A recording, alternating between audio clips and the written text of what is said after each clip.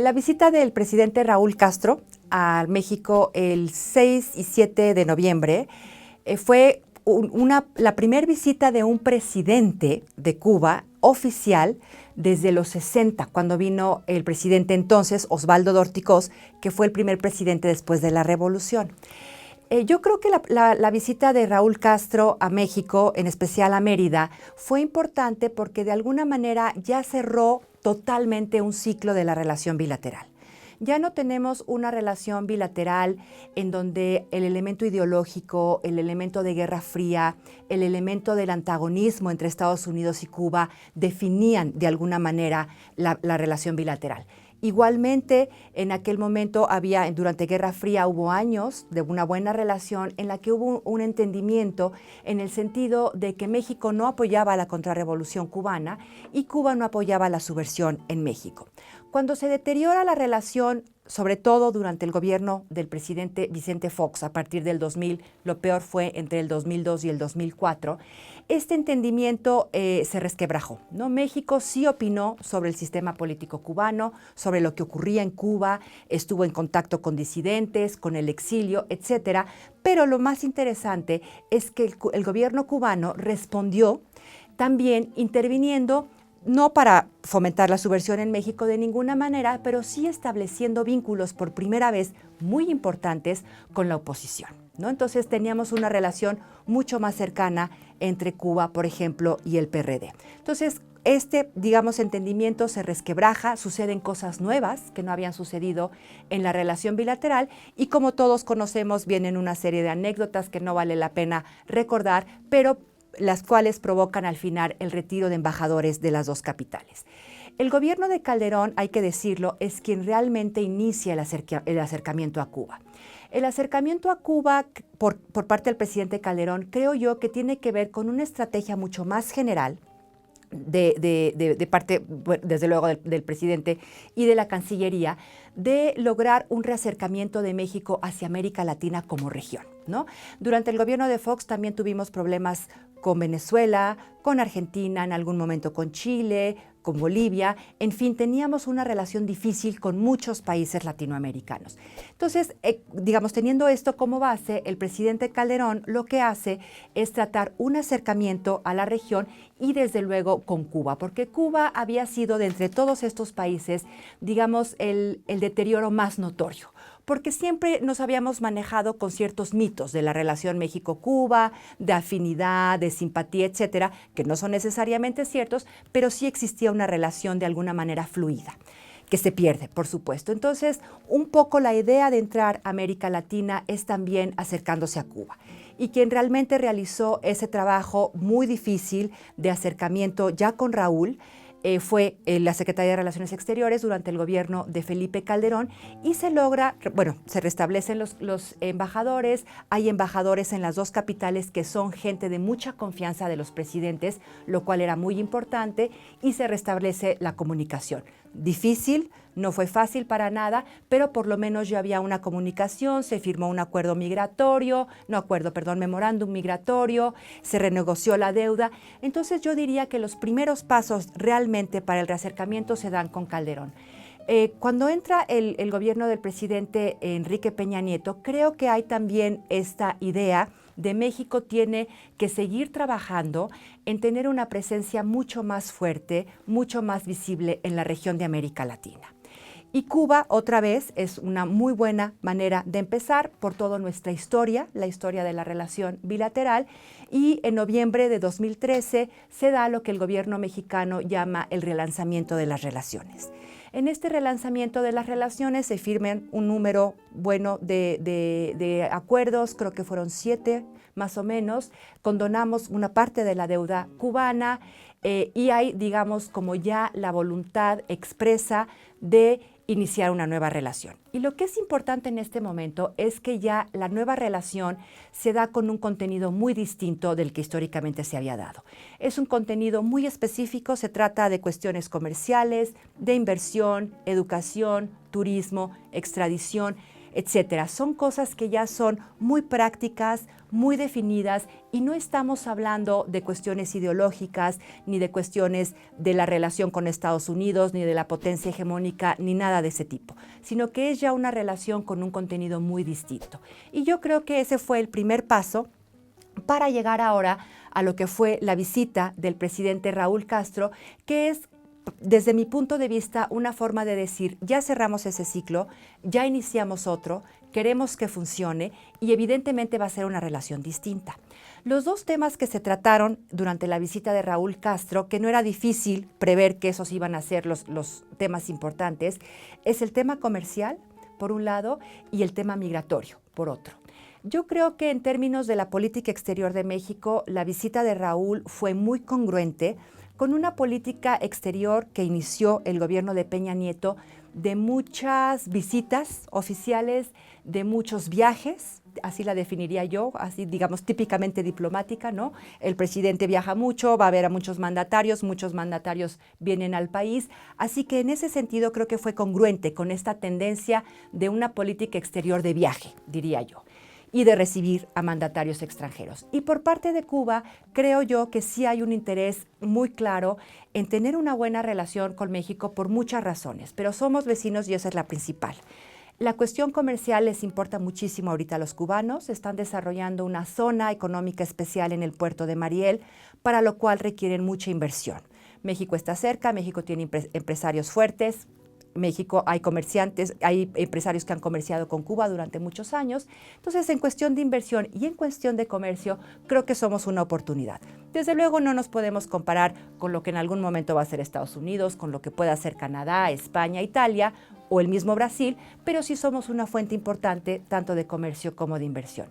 En este sentido, solamente quisiera hacer un paréntesis para decir que aún en esto y sabiendo la necesidad económica de Cuba de reconstruir su economía que está pues en una situación sumamente vulnerable, el empresariado mexicano no necesariamente, hay parte del empresariado mexicano que sí está actuando, tratando de entrar a Cuba, de comerciar, de invertir, pero hay otros que siguen siendo mucho más cautelosos hasta no ver qué suceda en la relación con Estados Unidos, entre Cuba y Estados Unidos, porque si bien ha habido una flexibilización del embargo, ya se restablecieron las relaciones diplomáticas, el embargo no se ha levantado. Hay elecciones en Estados Unidos el año que entra, no sabemos quién va a ganar. Si gana un republicano, posiblemente detenga este proceso de mejoría en la relación con Cuba. Así que hay ciertos empresarios mexicanos que todavía ven a Cuba como un espacio económico con cautela, ¿no? Hasta ver, digamos, si no va a haber sanciones de parte de Estados Unidos, si se va a levantar el embargo, etcétera. Hay otros empresarios que sí están dispuestos a invertir, a comerciar de una manera más o menos regular con Cuba. Y por otro lado, el asunto migratorio. Yo creo que allí sí hay una coincidencia muy importante de parte de los dos gobiernos de que algo se tiene que hacer con el problema migratorio. A partir de la normalización de relaciones entre Cuba y Estados Unidos, hay mucho temor entre los cubanos en la isla de que Estados Unidos en algún momento elimine lo que se llama la Ley de Ajuste Cubano de 1966. Esta ley lo que hacía era darles facilidades a los cubanos que llegaran a Estados Unidos, aunque fuera ilegalmente, para regularizar su situación, ser residentes, quedarse en Estados Unidos sin absolutamente ningún problema legal. Esto transcurrió durante muchos años hasta una crisis, la crisis de los balseros en el 94-95, cuando Estados Unidos modifica un poco su política y lo que hace es decir, el cubano que llegue ilegalmente, sin documentos, sin visa norteamericana a Estados Unidos por tierra, puede entrar y puede aplicarse a la ley de ajuste cubano y puede regularizar su situación y seguir viviendo en Estados Unidos. Los que lleguen por mar, si la Guardia Costera los intercepta, los tiene que regresar a Cuba.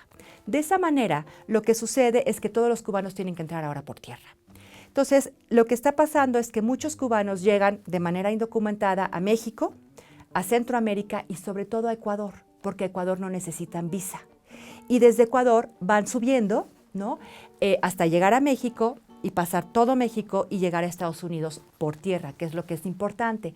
Esto a México sí le ha representado un flujo mucho mayor de cubanos.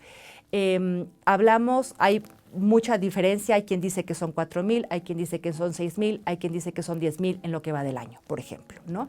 Pero el caso es que sí se ha aumentado mucho este flujo y eso genera muchísimos problemas. Genera problemas con Cuba, genera problemas con Estados Unidos y genera problemas con el tráfico de personas, ¿no? Porque evidentemente es un gran negocio para quien trafica personas, ¿no?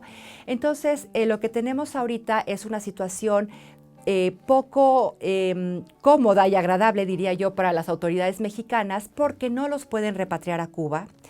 A Cuba le molesta muchísimo esta ley de ajuste cubano. Por supuesto que quiere que el gobierno norteamericano la elimine.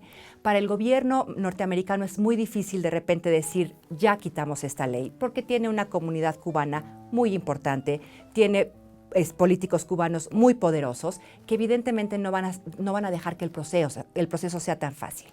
Entonces, aquí genera un problema muy serio para todos. Cuba no está contento, México no está contento y Estados Unidos no está contento. Y, desde luego, sí un problema humanitario, ¿no? Porque hay violación de derechos humanos, porque, en fin, toda la serie de problemas que sabemos que va con la migración indocumentada. Recién la semana pasada, o ayer, no recuerdo bien, salió una nota de que los nicaragüenses estaban devolviendo a Costa Rica a todo un grupo muy grande de cubanos que querían seguir hacia el norte. Entonces, esto ya está provocando muchos problemas entre los países centroamericanos y seguramente en algún momento llegará también entre Guatemala y México. Según se sabe, en la visita de Raúl, algo se negoció respecto al memorándum sobre migración. No tenemos detalles, la prensa no dio detalles en qué consiste, ¿no? Lo que se había logrado con Calderón en el 2008, si recuerdo bien, fue que México les daría un salvoconducto. Los cubanos llegan a México, están en una estación migratoria y lo que hace el gobierno mexicano es darles una especie de salvoconducto, un oficio de salida que el cubano puede usar para salir a donde quiera, pero evidentemente quiere ir a Estados Unidos, ¿no? Entonces, ya no es tan fácil repatriarlos. El gobierno cubano no quería que se repatriaran si venían de América del Sur o de América Central.